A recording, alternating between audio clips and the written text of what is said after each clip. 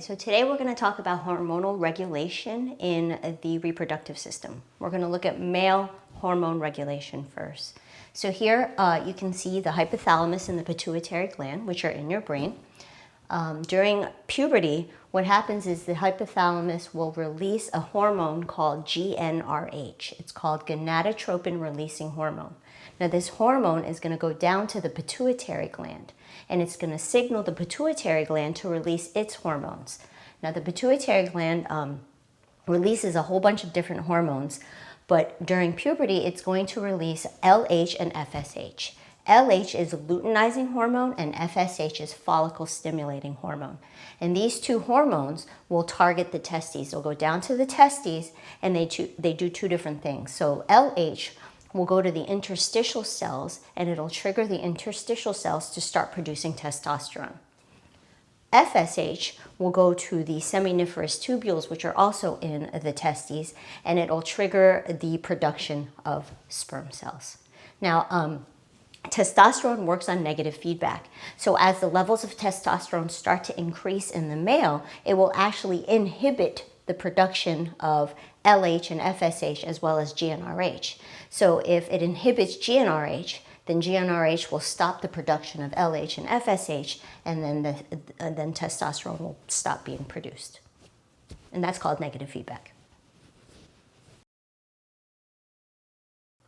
Now let's take a look at female hormone regulation. It's basically the same thing. It starts off in the hypothalamus and the pituitary gland during puberty. So the hypothalamus will release the same hormone, GnRH, and then GnRH will go to the pituitary gland. Now in the case of females, females make several hormones. They don't just make one hormone. So first we're going to look at LH and FSH.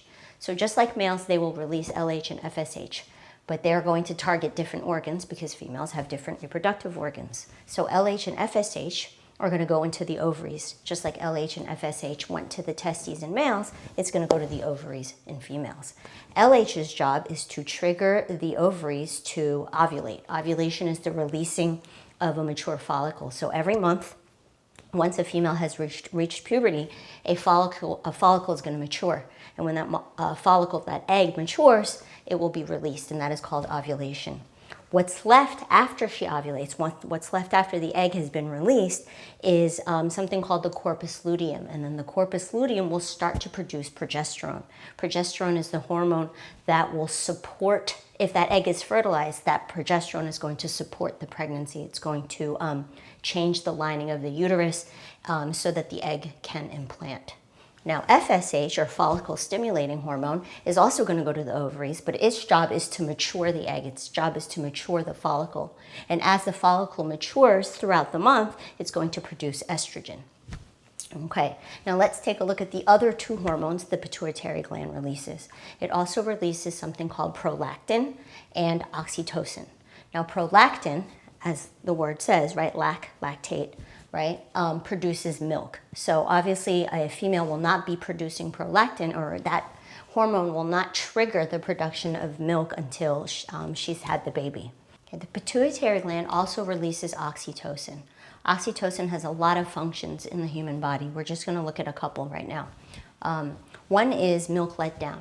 So what that means is prolactin makes the milk, but milk can't come out unless oxytocin is being produced. And so after the baby is born, a female will start producing higher levels of oxytocin so that the milk can actually come out of the mammary glands. The other thing that oxytocin does is it begins the uterine contractions. So at the end of the pregnancy, her oxytocin levels will increase as her progesterone levels decrease so that her uterus can begin to contract and expel the baby. Now we're going to look at the menstrual cycle in detail. Now this is a menstrual cycle chart if the woman's cycle is 28 days. Now that's just an average. So there's some women who are shorter than 28 days, they have 22, 25 days, that's normal.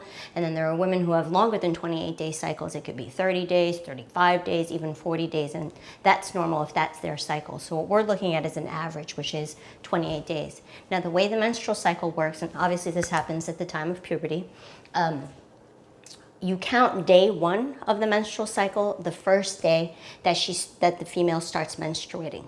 So that's when she's bleeding. Okay, so that is when the endometrium, the lining of her uterus, is shedding.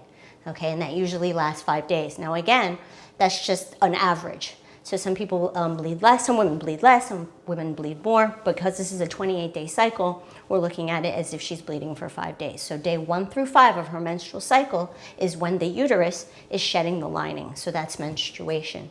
Now nothing is going on in the ovaries because an egg was released, it wasn't fertilized, so that's past, and nothing's going on in the ovaries. So there's no new follicle in there. We're just waiting for a new one to develop.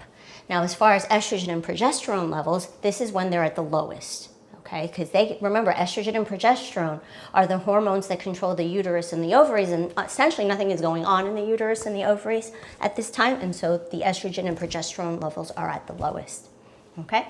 Days 6 through 13 is called the follicular phase inside the ovaries. This is when a new egg starts to develop and mature.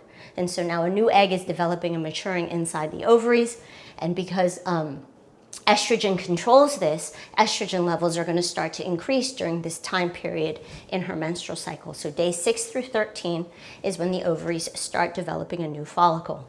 Inside the uterus, the endometrium or the lining of the uterus, remember she just shed that, so it's still thin, but it's starting to grow. And so progesterone levels will slowly start to creep up during this time.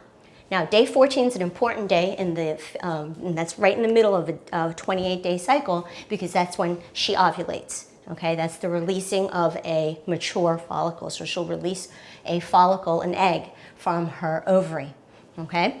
At this point, estrogen is at its highest level, okay? Because it's the estrogen that actually triggers that ovulation, okay? Inside the uterus, the endometrium is just getting thicker, and the progesterone levels are still slowly creeping up, and so that's day 14.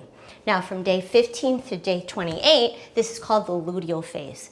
The luteal phase is basically what happens is when the egg is released, there's actually cells left over inside the ovary, and those cells that are left over inside the ovary become something called the corpus luteum. The job of the corpus luteum is to produce progesterone. Now remember, progesterone is going to support the uterus during the pregnancy if the egg is fertilized. So because she starts to produce progesterone, right, and progesterone is what's controlling the uterus, this is the time when the endometrium, the lining of the uterus, is the thickest. Okay, it's ready for a fertilized egg if an egg is fertilized. Okay, and so there's a huge supply of blood, an increased blood supply inside her uterus, and it's at its thickest. This is from day 15 to day 28. Because the egg has been released, right, and that's what was making the estrogen levels start to decrease, but you can see here that the progesterone levels are at the highest, right? Now, if the egg isn't fertilized, then the progesterone levels will start to decrease because the corpus luteum that's inside the ovary will die and there won't be any more progesterone. Now, once that starts to decrease, right, the endometrium, the body is going to cut the blood supply off to the endometrium. So the cells inside the endometrium start to die, they start to slough off, and then she goes right back to day 1 and she'll start menstruating.